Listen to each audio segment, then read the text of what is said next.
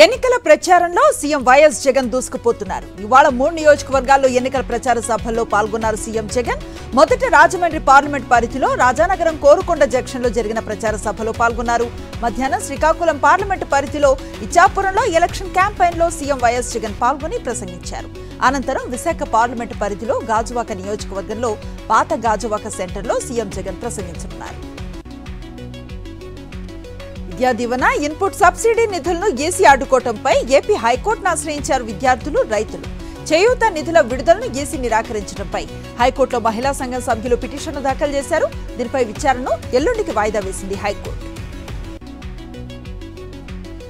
రైతు భరోసాపై ఎన్నికల కమిషన్ ఆంక్షలను విధించింది. పోలింగ్ తర్వాత పంట పెట్టుబడి సాయం పంపిణీ చేయాలని ఆదేశించింది.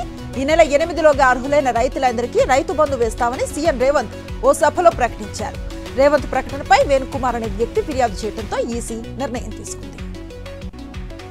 లిక్కర్ కేసులో అరెస్ట్ అయిన ఢిల్లీ సీఎం అరవింద్ కేజ్రీవాల్ మధ్యంతర బెయిల్ పిటిషన్పై తీర్పును రిజర్వ్ చేసిన సుప్రీంకోర్టు గురువారం లేదా వచ్చే వారం ఆర్డర్ పాస్ చేయనుంది. ఒకవేళ బెయిల్ వచ్చినా ముఖ్యమంత్రిగా బాధ్యతలు నిర్వర్తించకూడదని కేజ్రీవాల్ కు స్పష్టం చేసింది సర్వోన్నత న్యాయస్థానం. ఢిల్లీ లిక్కర్ స్కామ్ లో ఈడీ, సిబిఐ కేసులో అరెస్ట్ అయిన బీఆర్ఎస్ ఎమ్మెల్సీ కవిత జ్యుడిషియల్ కస్టడీని పొడిగించింది రౌజ్ ఎవెన్యూ కోర్టు. ఈడీ కేసులో ఈ నెల 14 వరకు, సిబిఐ కేసులో ఈ నెల 20 వరకు జ్యుడిషియల్ కస్టడీని పొడిగిస్తూ తీర్పును వెలువరించింది.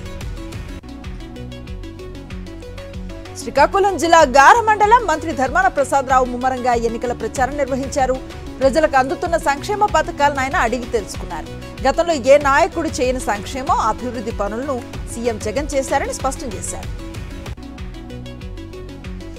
విజయవాడ సెంట్రల్ నియోజకవర్గంలో వైఎస్ఆర్సీపీ ఎమ్మెల్యే అభ్యర్థి వెల్లంపల్లి శ్రీనివాస్, ఎంపీ అభ్యర్థి కేశినేని నాని ఎన్నికల ప్రచారం నిర్వహించారు. టీడీపీ నేత బోండా ఉమాకు ప్రజలను ఓటడిగే అర్హత లేదన్నారు వెల్లంపల్లి. బోండా ఉమతో పాటు ఆయన కొడుకులు రౌడీయిజం విజయవాడ ప్రజలకు తెలుసన్నారు ఎంపీ అభ్యర్థి కేశినేని నాని.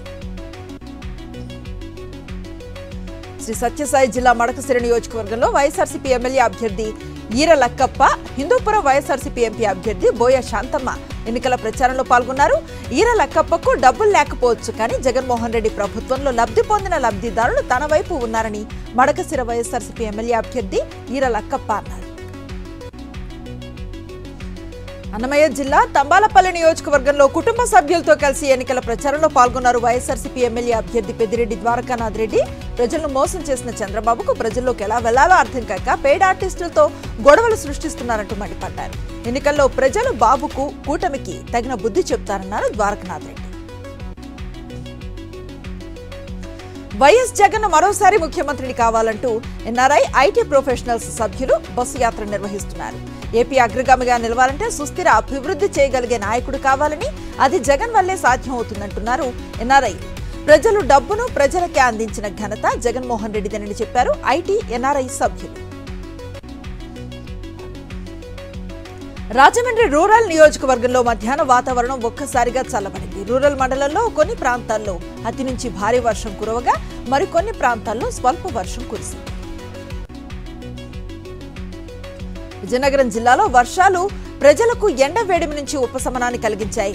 గజపతి నగరం, మెంటాడ, బొండపల్లి, దత్తిరాజేరు మండలాల్లో ఉరుములు, మెరుపులతో వానలు కురిశాయి. చాలా గ్రామాల్లో ఏకధాటిగా వర్షం పడింది. పార్వతీపురం మన్యం జిల్లా కురుపాం ఏజెన్సీలో ఒక్కసారిగా వాతావరణం మారిపోయింది. తెల్లవారుజాము నుంచి ఈదురుగాలులతో కూడిన భారీ వర్షం కురిసింది. ఈ అకాల వర్షాల వల్ల జీడి, మామిడి పంటలు దెబ్బతిని రైతులు ఆవేదన వ్యక్తం చేస్తున్నారు. ఏలూరు జిల్లా నూజివీడులో పలు మండలాల్లో ఉరుములతో కూడిన భారీ వర్షం కురిసింది.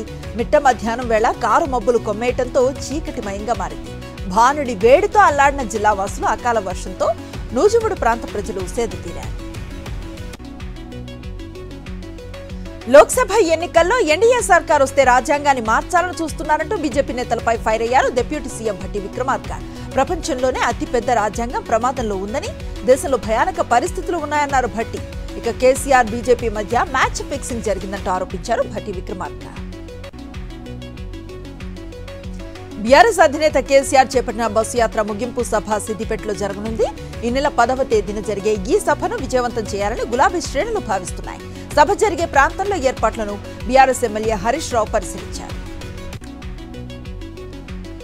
హన్మకొండ జిల్లా ఐనవోల్లో మాజీ మంత్రి ఎర్రబెల్లి దయాకర్ రావు విస్తృత ప్రచారం నిర్వహించారు. నందనం గ్రామంలో ఓ హోటల్కు వెళ్లిన ఎర్రబెల్లి దయాకర్ అక్కడ పూరీలు వేసి హోటల్కు వచ్చిన వారికి వడ్డించి ఓటర్లను ఆకట్టుకునే పనులు పడ్డారు. మహబూబాబాద్ బీఆర్ఎస్ అభ్యర్థి మాలోత్ కవిత ప్రచారంలో దూసుకుపోతున్నారు. కవితకు మద్దతుగా తన కుటుంబ సభ్యులు ఎన్నికల ప్రచారం నిర్వహిస్తున్నారు. కవిత గెలుపే లక్ష్యంగా మహబూబాబాద్ లో పలు వార్డుల్లో ప్రచారం చేస్తూ కారు గుర్తుకు ఓటు వేయాలని అభ్యర్థించారు. పెద్దపల్లి పార్లమెంట్ కాంగ్రెస్ ఎంపీ అభ్యర్థి గడ్డం వంశీకృష్ణకు మద్దతుగా ఆదిలాబాద్ జిల్లాలో బెల్లంపల్లి ఎమ్మెల్యే గడ్డం వినోద్ ఎన్నికల ప్రచారం నిర్వహించారు. అసెంబ్లీ ఎన్నికల సమయంలో తెలంగాణ ప్రజలకు ఇచ్చిన హామీలను సీఎం రేవంత్ రెడ్డి చిత్తశుద్ధితో అమలు చేస్తున్నారన్నారు. మెదక్ జిల్లా కొల్చారం మండలం సంగాయిపేటలో అన్నదాతలు ఆందోళన చేపట్టారు. తూకం వేసిన ధాన్యాన్ని తరలించేందుకు లారీ రావటం లేదని రోడ్డుపై బైఠాయించారు. బస్తాలను రైస్ మిల్లులకు తరలించి ధాన్యాన్ని కొనుగోలు చేయాలని డిమాండ్ చేశారు. వర్షాలు పడతాయన్న వాతావరణ శాఖ హెచ్చరికలతో మహబూబాబాద్ కేసముద్రం వ్యవసాయ మార్కెట్లకు సెలవులు ప్రకటించారు అధికారులు. ఇవాల్టి నుంచి ఈ నెల 14వ తేదీ వరకు సెలవులు ఇస్తున్నట్లుగా వెల్లడించారు. ఈ నెల 15 నుంచి మార్కెట్లో కొనుగోలు ప్రక్రియ యథావిధిగా కొనసాగుతుందని తెలిపారు. సూర్యాపేట జిల్లా చింతలపాలెంలో ఈదురుగాలులు వడగండ్ల వర్షం కురిసింది. ఒక్కసారిగా ఉరుములు మెరుపులతో ఈదురుగాలులతో పాటు వడగండ్లతో కూడిన వర్షం గంట సేపు దంచికొట్టింది. దీంతో రేపల్లె గ్రామంలో 4 ఎకరాల బొప్పాయి తోట నేలకొరిగింది. ఈదురుగాలులతో కూడిన వర్షం పట్టడంతో తీవ్ర నష్టం వాటిల్లిందని రైతులు కన్నీరు మున్నీరవుతున్నారు. భానుడి వేడికి అల్లాడుతూ ఉన్న నగరవాసులకు చల్లని వాతావరణం ఉపశమనాన్నిచ్చింది. హైదరాబాద్ నగరంలో పలు ప్రాంతాల్లో వర్షాలు కురిశాయి. పలు ప్రాంతాల్లో దట్టమైన మేఘాలు కమ్ముకొని చల్లని వాతావరణం ఏర్పడింది. మరి కాసేపట్లో భారీ వర్షాలు పడే ఛాన్స్ ఉన్నట్లుగా వాతావరణ శాఖ పేర్కొంది. దీంతో జీహెచ్ఎంసీ అధికారులు సిబ్బంది అప్రమత్తమయ్యారు. మంచిర్యాల జిల్లా జైపూర్ మండలంలో చిరుతపులి సంచారం కలకలం రేపుతోంది. నర్సింగాపూర్, గంగిపల్లి, కుందారం, మద్దాలపల్లి గ్రామాల అటవీ ప్రాంతాల్లో చిరుతపులి సంచరిస్తున్నట్లుగా అటవీ శాఖ బీట్ అధికారి సతీష్ గుర్తించారు. చిరుతపులికి హాని కలిగించే ప్రయత్నాలు ఎవరూ చేయొద్దని అధికారులకు హెచ్చరించారు. ఈ నేపథ్యంలో అటవీ సిబ్బంది సమన్వయంతో ప్రజలెవరూ అడవిలోకి వెళ్లకుండా అవగాహన కల్పించారు. ఒంగోలులో మాజీ మంత్రి సిద్ధా రాఘవరావు ఇంట్లో బాంబులు పెట్టామంటూ గుర్తు తెలియని వ్యక్తులు బెదిరింపులకు దిగారు. ఇక ఇంట్లో 2 బాంబులు పెట్టామని, వాష్రూంలో సీసీ కెమెరాలు అమర్చామని బెదిరించారు. అయితే వాటిని తీసేయాలంటే 7 కోట్ల రూపాయలు ఇవ్వాలంటూ డిమాండ్ చేస్తూ సిద్ధా ఇంటి ముందు ఓ బైక్ పై వచ్చిన దుండగులు లెటర్ను పడేసి వెళ్లారు. పోలీసులకు ఫిర్యాదు చేయడంతో సీసీటీవీ ద్వారా నిందితుడిని గుర్తించి పట్టుకున్నారు పోలీసులు. హాస్టల్లో నీళ్లు వాడుకున్నాడంటూ ఓ యువకుడిని దారుణంగా కొట్టాడు ఎస్ఆర్ నగర్ లో ఓ హాస్టల్ నిర్వాహకుడు. హాస్టల్లో ఉంటున్న స్నేహితుడిని కలవటానికి వచ్చిన యువకుడు కొన్ని నీళ్లు వాడుకున్నాడు. దీంతో ఆగ్రహానికి గురైన హాస్టల్ ఓనర్ యువకుడిపై విచక్షణారహితంగా దాడి చేశాడు. బాధితుడి ఫిర్యాదుతో హాస్టల్ ఓనర్ పై కేసు నమోదు చేశారు. ఇంటర్ సప్లిమెంటరీ ఎగ్జామ్స్ లో ఫెయిల్ అయినందుకు తండ్రి మందలించడంతో కూతురు ఆత్మహత్య చేసుకుంది. కూతురు చావుకు తానే కారణమంటూ తండ్రి ఆత్మహత్య చేసుకున్నాడు. హన్మకొండ జిల్లా నడికూడ మండలం రామకృష్ణాపురంలో జరిగిన ఈ విషాదకర ఘటన స్థానికులను కంటతడి తెప్పించింది. భద్రాద్రి కొత్తగూడెం జిల్లా చెర్లలో తాలిపేరు, గోదావరి నదుల్లో ఇసుక రవాణా జోరుగా సాగుతోంది. ఎలాంటి అనుమతులు లేకుండా అక్రమంగా ఇసుక రవాణా చేస్తూ ఉన్న రెవెన్యూ అధికారులు పట్టించుకోవటం లేదని ప్రజలు ఆరోపిస్తున్నారు. ఇకనైనా అధికారులు స్పందించి ఇసుక అక్రమ రవాణాను అరికట్టాలని కోరుతున్నారు. సూర్యాపేట జిల్లా పాలకేడులో దొంగలు బీభత్సం సృష్టించారు. ట్రాన్స్ఫారంలో వైర్లను గుర్తు తెలియని దొంగలు దొంగలించారు. ట్రాన్స్ఫారంలో వైర్లకు భారీ డిమాండ్ ఉండటంతో దొంగతనం జరిగిందని స్థానికుల అనుమానాన్ని వ్యక్తం చేస్తున్నారు. కేసు నమోదు చేసుకుని దర్యాప్తు చేస్తున్నట్లుగా పోలీసులు వెల్లడించారు. ఇక జార్ఖండ్ రాజధాని రాంచీలో మంత్రి అలంఘేర్ ఆలం ప్రైవేట్ కార్యదర్శి సంజీవ్ లాల్, పని మనిషి జహంగీర్ ఆలంలను ఈడీ అరెస్ట్ చేసింది. త్వరలోనే మంత్రి అలంఘీర్ ను కూడా ప్రశ్నించే అవకాశం ఉందని దర్యాప్తు సంస్థ వర్గాలు వెల్లడించాయి.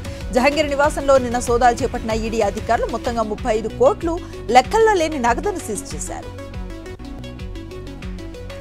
ఓవైపు ప్రచారం చేస్తూనే మరో టైం దొరికితే ఆట విడుపులో పాల్గొంటారు కేంద్ర మంత్రి అనురాగ్ ఠాకూర్. హిమాచల్ ప్రదేశ్ లో హమీర్పూర్ లోక్సభ స్థానం నుంచి బీజేపీ తరఫున పోటీ చేస్తున్న ఠాకూర్ ప్రచారంలో భాగంగా హమీర్పూర్ కు వచ్చి యూత్ తో కలిసి క్రికెట్ ఆడారు. జమ్మూ కాశ్మీర్ కుల్గామ్ లో ఎన్కౌంటర్ జరిగింది. భద్రతా బలగాలు జరిపిన కాల్పుల్లో 3 ఉగ్రవాదులు హతమయ్యారు. కుల్గామ్ లో రెడ్వాని ప్రాంతంలో ఉగ్రవాదులు నక్కి ఉన్నారని ముందుగా సమాచారం అందుకున్న భద్రతా దళాలు సోమవారం అర్ధరాత్రి వారి కోసం గాలింపులు ప్రారంభించాయి. కట్నంగా నచ్చిన కారు ఇవ్వలేదన్న కోపంతో ఓ పెళ్లి కొడుకు ఏకంగా పెళ్లిని రద్దు చేసుకున్న ఘటన ముజఫర్ నగర్ రసూల్పురాలో చోటు చేసుకుంది. పెళ్లి కొడుకు తీసుకువెళ్ళడానికి వధువు బంధువులు కొత్త వ్యాగనర్ కారుతో వరుడింటికి వచ్చారు. వ్యాగనర్ కు బదులు క్రెటా కార్ అయితేనే పెళ్లికి వస్తానంటూ పెళ్లి కొడుకు పట్టుబట్టి పెళ్లికి నో చెప్పాడు.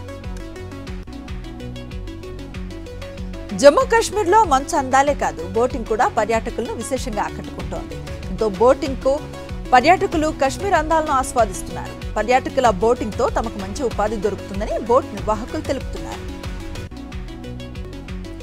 ఐపీఎల్ క్రికెట్ లో భాగంగా ఇవాళ మరోసారి భారీ మ్యాచ్ జరగనుంది. ఢిల్లీ క్యాపిటల్స్ తో రాజస్థాన్ రాయల్స్ తలపడనుంది. ఢిల్లీ వేదికగా ఈ రాత్రి 7:30 గంటలకు ఇరు జట్ల మధ్య ఆసక్తికర పోరు జరగనుంది. స్టాక్ మార్కెట్లు నష్టాల్లో ముగిశాయి. నిఫ్టీ 141 పాయింట్లు నష్టపోయి 22,301 దగ్గర ముగిసింది. సెన్సెక్స్ 383 పాయింట్లు నష్టపోయి 73,511 దగ్గర ముగిసింది. రోజు రోజుకు బంగారం ధరలు పెరుగుతూనే ఉన్నాయి. 10 గ్రాముల 22 క్యారెట్ల బంగారం ధర 24 క్యారెట్ల బంగారం ధర 3,300 రూపాయలకు పెరిగింది. దీంతో 10 గ్రాముల 22 క్యారెట్ల బంగారం ధర 66,350 రూపాయలకు గాను 10 గ్రాముల 24 క్యారెట్ల బంగారం ధర 72,380 రూపాయలకు చేరుకుంది. న్యూయార్క్లోని మెట్రోపాలిటన్ మ్యూజియం ఆఫ్ ఆర్ట్లో జరుగుతున్న మెట్ గాలా బాలీవుడ్ నటి ఆలియా భట్ తలుక్కుమన్నారు. భారతీయ సంస్కృతిని చాటేలా ప్రత్యేకమైన సభ్యసాచి చీరలో ఆలియా అందరి దృష్టిని ఆకర్షించారు. పొడవాటి కొంగు స్పెషల్ అట్రాక్షన్ గా నిలిచింది. తెలంగాణలో భిన్నమైన వాతావరణం నెలకొంది. ఓవైపు భానుడి భగభగలు కొనసాగుతూనే మరోవైపు ఈదురుగాలులతో కూడిన వడగండ్ల వర్షాలు సైతం కురుస్తున్నాయి. రంగారెడ్డి జిల్లా, వికారాబాద్ తదితర ప్రాంతాల్లో ఎండవేడి కొనసాగుతూ ఉండగా కరీంనగర్, మహబూబానగర్, పెద్దపల్లి జిల్లాల్లో భారీ వర్షాలు కురుస్తున్నాయి.